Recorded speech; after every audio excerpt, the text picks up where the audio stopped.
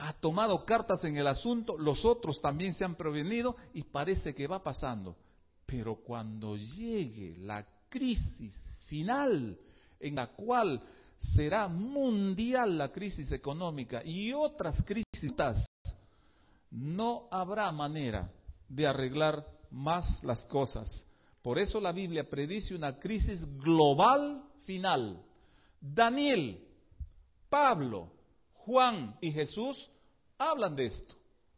Daniel dice, será un tiempo de angustia cual nunca fue desde que hubo una nación hasta entonces. Pablo nos menciona que el fin de todo llegará inesperadamente, pero en ese entonces el mundo entero estará diciendo paz y seguridad, pero la destrucción vendrá sobre ellos de manera repentina. Jesús nos dice que en los días finales de este mundo habrá gran tribulación, cual no hubo desde el principio del mundo hasta entonces ni la habrá.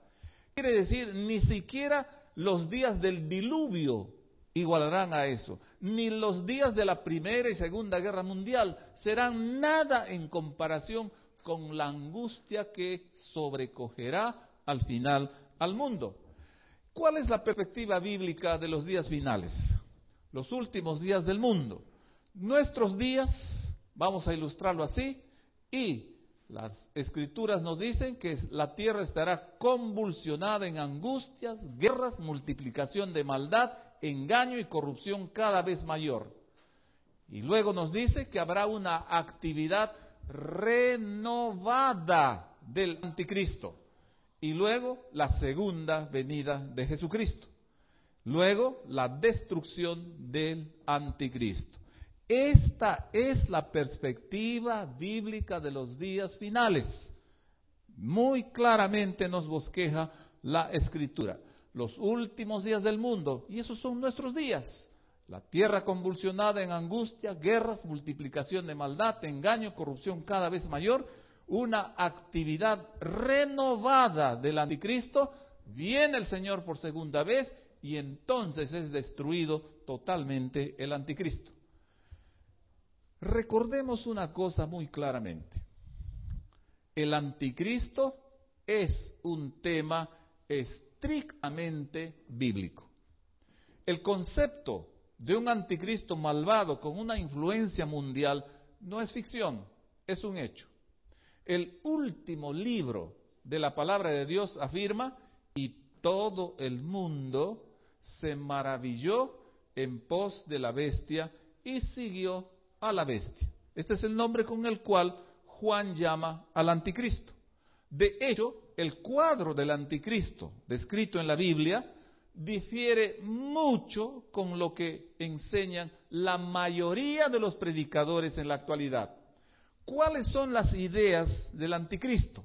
Ya hemos estado repasando esto, pero aquí vamos a contrastarlas con la Biblia. Y vamos a poner primeramente nuestros días y vamos a ver qué es lo que enseñan primeramente los maestros populares. ¿Qué es lo que están enseñando los maestros populares con relación al anticristo? Primeramente nos dicen que es un asunto futuro. Nos dicen que es algo externo a la iglesia cristiana, es decir, no tiene nada que ver con el cristianismo. Nos dice que no tiene nada que ver con el error. Nos dice también que es una persona perversa. Y nos dice que habrán 7 años de gobierno aterrador. Y después viene, ¿qué dijimos? El rapto secreto. En otras palabras, nos ponen nuestros días, luego el rapto, que es la parucía secreta, luego el anticristo después de eso, y 7 años de tribulación, una segunda oportunidad de salvación, y el Armagedón. Y entonces viene la parucía visible. ¿Qué es lo que dice, sin embargo, la Biblia? Tengamos en cuenta lo que los maestros populares están enseñando, aquí están, con relación al anticristo. Pero, ¿qué dice la Biblia? También en nuestros días. La Biblia nos dice que ahora mismo está actuando. No es una cosa futura. Nos dice que está dentro de la iglesia cristiana. No, fuera de ella. Nos dice que es el espíritu del error y es totalmente contrario a Cristo. Nos dice que no es una sola persona. Nos dice que persiguió y perseguirá a la iglesia de Cristo. Bueno, el terrorismo de Al-Qaeda quedará muy chico en relación al terrorismo que implantará dentro de poco el anticristo. Aparece antes de la segunda venida de Cristo. Y nos dice que el anticristo ya tuvo una actuación y que tendrá otra y que será frenada por la parusía. ¿Y qué cosa es la parusía? La segunda venida de Cristo. Pues bien, cuando tomamos este asunto o tema del anticristo, tenemos que tener en cuenta el testimonio profético a semejanza de un rompecabezas.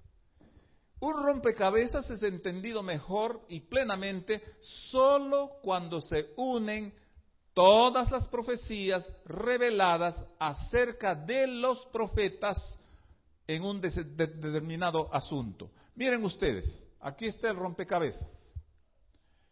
Tenemos que ver lo que dice Daniel.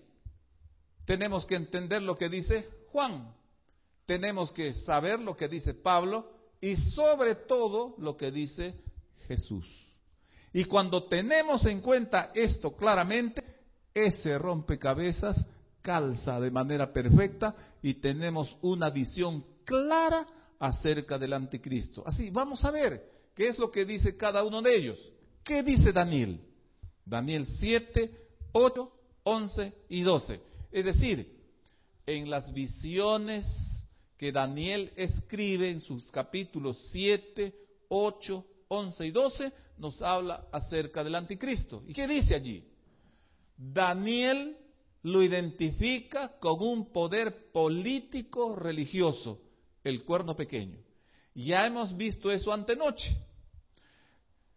Aparecería después del apogeo del Imperio Romano. ¿Y cuándo terminó el Imperio Romano? En el 476 de nuestra era. Especifica acerca del tiempo de su actividad durante 1260 años. Y esos años son del 538 a 1798. Además nos dice que sus actividades son bien específicas, es decir, habla Daniel de sus actividades y la clase de ellas. Nos dice que actuaría contra la verdad y la pisotearía. Nos dice también que menospreciaría y anularía el santuario de Dios. ¿Cómo? Rechazando la intercesión de Cristo en su santuario celestial, instituyendo un sacerdocio contrario al de Cristo, ofreciendo un sacrificio repetitivo en vez del único del Calvario, sustituyendo la única y directa intercesión de Cristo por una multitud de intermediarios intercesores, blasfemando contra Dios, es decir, arrogándose todos los títulos de Dios y de los tres miembros de la Trinidad, cambiando la ley de Dios, tergiversando la obra intercesora de Cristo, perseguiría a la iglesia de Cristo. Todo esto nos dice Daniel acerca del anticristo. ¿Qué es lo que dice Pablo ahora? Y eso está en 2 de Tesalonicenses 2. Lo llama Pablo de diferentes nombres. Lo llama el hombre de pecado. Nos dice, es el hombre de pecado. Nos dice, es el hijo de perdición. Nos dice, es el inicuo. Y nos dice, es el gran apóstata. Miren ustedes, Daniel y Pablo nos hablan de manera explícita acerca del anticristo. ¿Qué dice Pablo también? Pablo nos dice que está dentro de la iglesia cristiana. ¿Y qué cosa dicen los predicadores populares? Que está fuera de la iglesia cristiana. ¿Y por qué? Dice que lideraría una gran apostasía de la iglesia cristiana. Nos dice que se levantaría contra Dios y todo lo suyo. nos dice que se sentará en el templo de Dios, y el templo de Dios es la iglesia, como Dios haciéndose pasar por Dios, y aparecería después del apogeo del Imperio Romano, y será destruido en la segunda venida de Cristo. Noten ustedes cómo Daniel y Pablo ponen las cosas con claridad. ¿Qué dice Juan? Juan nos añade otras cosas. Juan lo llama anticristo y también la bestia. Es decir, Juan es el que denomina a estos personajes, o a este personaje que Daniel y Pablo mencionan como anticristo, pero también le llama la bestia.